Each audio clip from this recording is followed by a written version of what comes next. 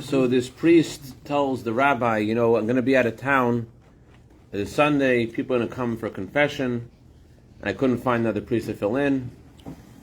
The truth is that he had a priest to fill in, but he figured the rabbi would do such a lousy job, he wouldn't, take away his business. So he said to Rabbi, can you maybe do the confession this Sunday instead of me? So Rabbi is like, I know, I've never did this before, but if you really insist, if they can come to my house, they can talk to me. If they want to talk to me, they can come to my house. All right. So the first guy comes in that Sunday. John is the ganef. He's a thief of the town. And John said, Rabbi, I know what to do. I just stole last night. I was hungry. I was thirsty. I wasn't so hungry. I wasn't so thirsty. But I just did it. I did it, and I stole. And I need a new blessing. So the rabbi is like, well, how much does a priest charge you for penance? He says the priest charges $100 for penance. So the rabbi is like, let's do this. How about you give $500 now, and I'll give you penance for the next 10 times you steal. You give penance now. And next 10 times you steal, you have penance in advance. You give $500 now, and then another guy comes in, and the same thing goes on. All day, everybody's meeting all these people, and he's he's wheeling and dealing, and he is taking over the confession business. So the priest comes back, and the priest notices that John hasn't been there, and John is like a regular customer, and John isn't showing up. And the priest finds out. He calls John. You must be doing pretty well, John. You must be like, actually, no, I just stole this cow yesterday. So why didn't you come? Well, you don't want penance anymore? No, I have penance. I got it in advance. So the priest is incensed. He's enraged. He goes to the rabbi. He says, how dare you do this? But more interesting to me is than how dare you do this. How did you think of this? How did you think of this? I'm in this business such a long time. I never thought of such a thing. What a great idea. Tell me how you thought of this. The rabbi says, I'll tell you why. I know that one sin leads to another sin. So if you did one sin, you can do another sin. That's what the rabbi said. I'm mentioning this because this Shabbos is a Shabbos of return. Shabbos returning to Hashem.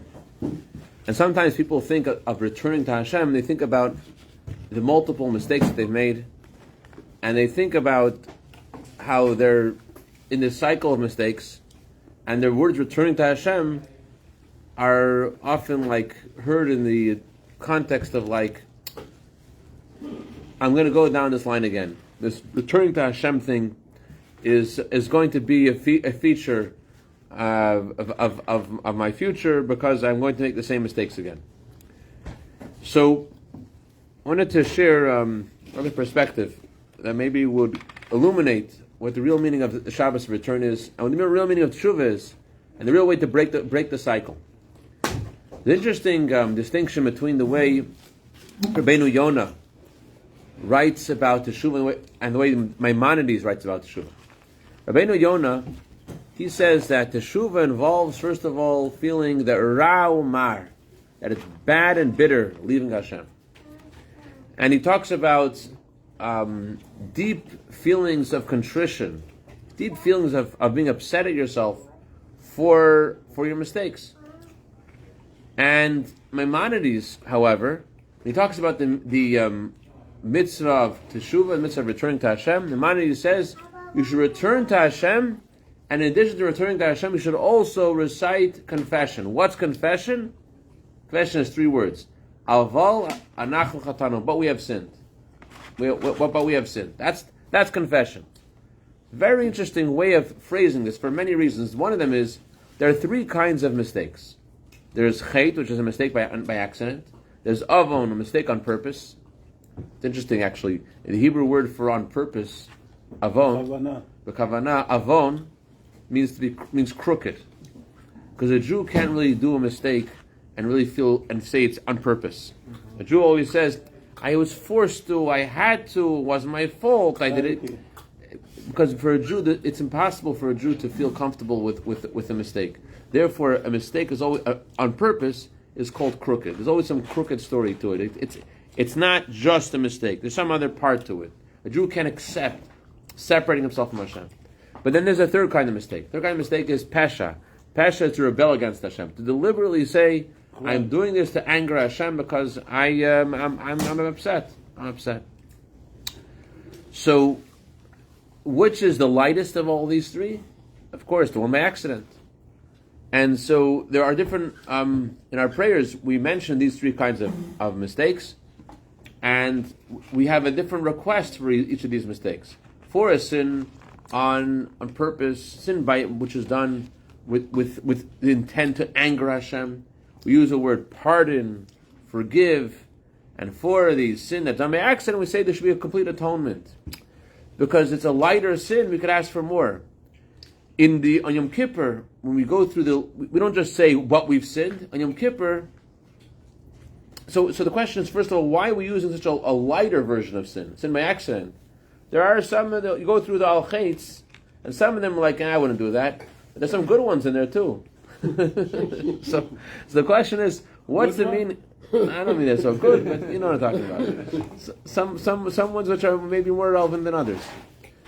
So we go through all the lists, we go through all different details. And Maimonides doesn't say that. Maimonides just say you made a mistake. Why doesn't he say the details? And why does he pick the lightest kind of sin instead of the egregious sins on purpose to anger Hashem? Why does he mention those? The Alter Rebbe goes even a step further. The Alter Rebbe says tshuva doesn't even mention confession. The Alter Rebbe says tshuva means just to leave the sin. Just leave the sin itself. That's the tshuva. So what about fasting? What about regret? Alter Rebbe says the mitzvah of tshuva is to just leave the sin itself. The reason why Maimonides and the Alter Rebbe classified tshuva this way is because they want to tell us a lot about how we're supposed to look at our past. Imagine this. Imagine, God willing, thank God, it's your son's 10th birthday. And you're into your massage business and you're getting 17 jobs a day. And you come, it's a lot of work. And you're coming, how are you going to do 17 hours and you come in the day and you miss your son's birthday. You see the balloons and you see the birthday cake and you see your son's sad face. Dad, my birthday, where were you? So one reaction is, I feel terrible. I feel terrible. But just because you feel terrible doesn't mean the next year you won't have 17 appointments the next year, right? Doesn't mean that the business won't consume you. A better, more important thing is actually a decision, I'm not going to miss his birthday. I'm going to be there. I'm going to be there for his birthday. So more important than the regret of the past is how we're going to be in the future. Rabbi Moshe, his brother was a chicken farmer in Kfar Chabad. He used to always tell us about teshuvah. He says these chickens in his brother's farm, they get really, really dirty in this chicken farm. But when the chicken gets full of dirt, what does it do? It gives a chashakal, it shakes itself up. It shakes up and then it gets rid of all the dirt. Similar way, in chassidus it talks about inyan teshuvah and mahus teshuvah. It talks about the idea of teshuvah and the essence of teshuvah. The essence of teshuvah is not just you're focusing on one specific thing or one even general thing. The essence of teshuvah is you're putting yourself in a different position. You're deciding to come closer to Hashem. You're deciding, I'm going to a different place, and in this place, the previous things don't exist in this new place. You've elevated yourself to a new place where those things don't matter anymore. You're in a different realm.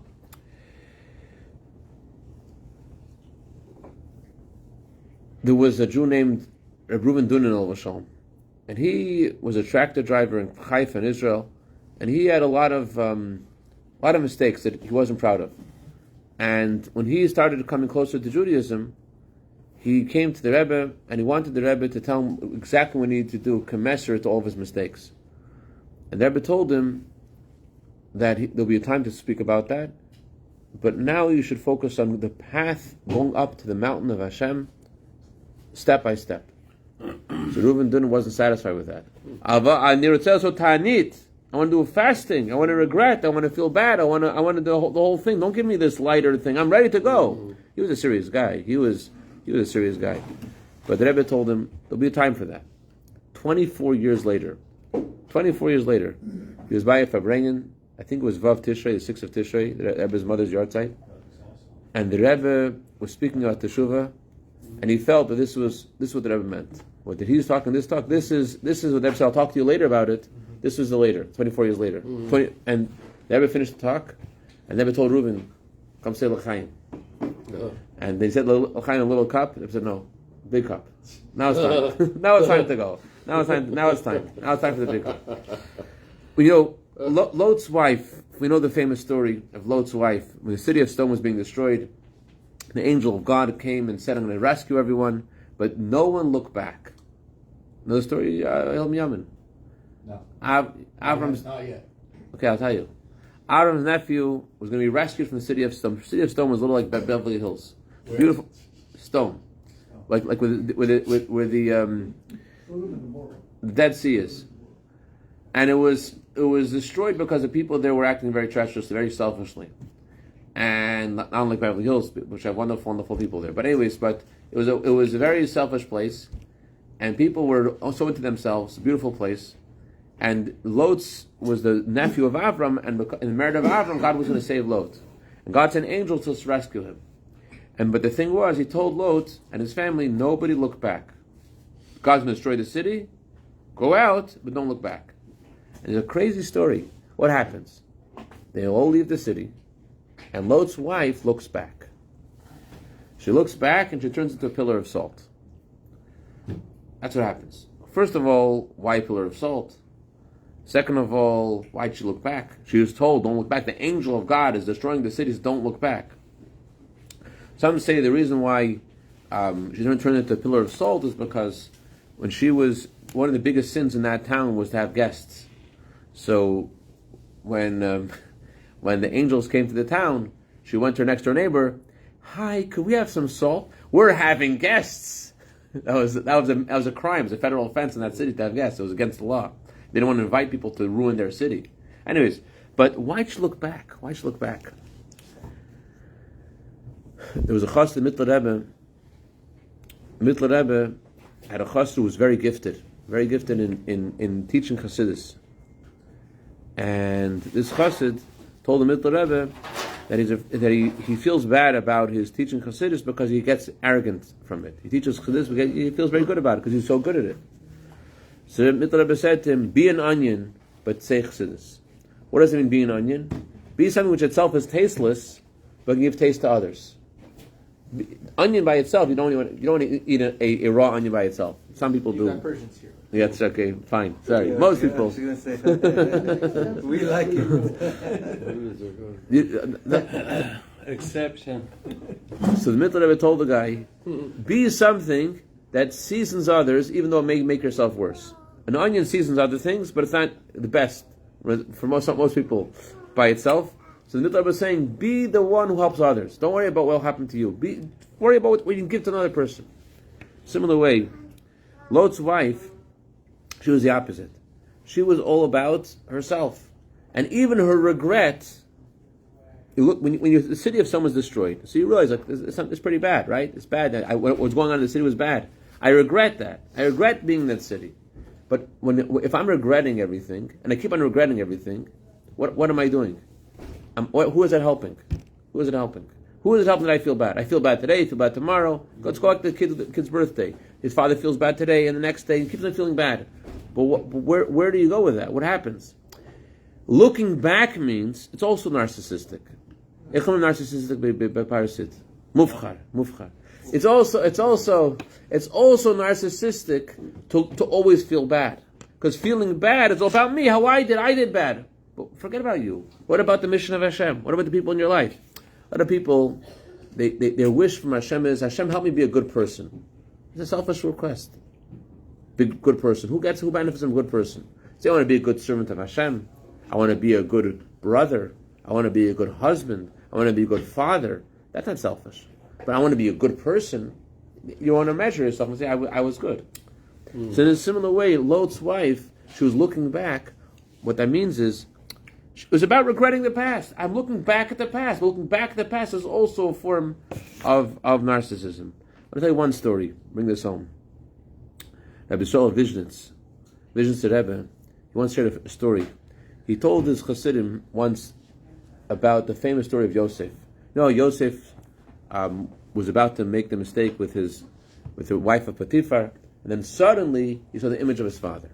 So Rabbi Yisrael Hager, the Visions to Rebbe, he told his chassidim, "You think this only happens in the past? I'll tell you a story that happened today." Yosef saw a vision of his father, and then I'm not going to do this. So I want to tell you a story that happened to someone I know. Somebody knew from Los Angeles, which I knew also. This man who he had some medical issue. He was in the hospital, and he's made some connection to a nurse, and it wasn't good. The Rebbe secretary called the hospital on a Friday and said, "You have to leave the hospital right now. I'm calling all the different hospitals trying to find out where you are. They never told me to find you. You need to leave the hospital right now." He's like, "No, I'm supposed to be released on Tuesday." He says, "Don't play any games. No. Now." He said, "I don't know if I'll get there on time. I'll get there after it'll be Shabbos already." He said, "It's danger." The Rebbe said, "For you to stay here, leave right now." That's what the Rebbe told him. The Rebbe saw something in himself, in this guy, that he didn't know himself about this challenge that he was going through. The Rebbe told him, "Leave right now," and thank God he listened to the Rebbe and he got out of that whole mess. We get into a mess, it's one mistake leads to another mistake. But on the other hand, one mitzvah leads to another mitzvah. There was this tzaddik in the Zohar says, they saw a person make one mistake on Shabbos. He violated Shabbos, and then he made another mistake. He rode on a horse and he tore a branch off a tree. So the sages said, this is what the Torah means when it says, you should be holy and you will be holy. What does that mean? The guy made a mistake, he made a second mistake. They should have said this means one mistake means another mistake. No, they saw deeper. They saw the power of an action, the power of doing something. Just like when a person makes a mistake and brings another mistake, so too the Alter Rebbe and the Rambam are telling us it's not so hard to turn around. Give yourself a shake. Move to a different place. Do something good. A light pushes away the darkness. Muhus HaShuv, the essence of Shuv is you put yourself in a different place. Yeah. My grandfather, Shalom, Rabbi Fogelman, he told me he was once a yeshiva student in 770. Whatever was going on in his life, it wasn't so good. And the mentor of the yeshiva sat him down and he learned with him the mimer, actually that we read in the Haftorah, on that day a great shofar will be blown. He just sat down and taught him this mimer. He put him in a different place. He got him to think of different things. He brought him out of the whole thing. That's what Shabbos Shuv is. Shabbos Shuv is to put ourselves in a different place, not to be in the place we were before. Like this guy, he had to leave the hospital. I have a problem, I have an issue, Tshuva means to move away to a different place. That's why the Ram makes it so simple. It's one last line. The Alter Rebbe says, leave sin alone is Teshuvah. Why is it leave sin alone? Alone? What's the word alone? The power of a Jew, the Rebbe said. The power of a Jew to turn... What the Alter Rebbe means is leave sin alone. It doesn't mean a specific sin. The Alter Rebbe means when you decide, I'm going to serve Hashem. The Alter Rebbe says it's not about, I'm not going to speak Lashon Hara, I'm not going to steal. Leave sin alone means I'm going to accept Hashem as my king. I'm going to leave sin, not a sin. So why does it say alone? What's the idea of alone? What else is alone? What else is alone? Besides the sin, what else is alone? Ein el mavad, nothing besides Hashem. The Rebbe says the power of a Jew to push away all the things in his life don't belong. Where does it come from? Because a Jew has in himself this sense that there's nothing besides Hashem. He has inside him, Hashem is alone, nothing besides him. That's why a Jew could say all of a sudden, doesn't matter.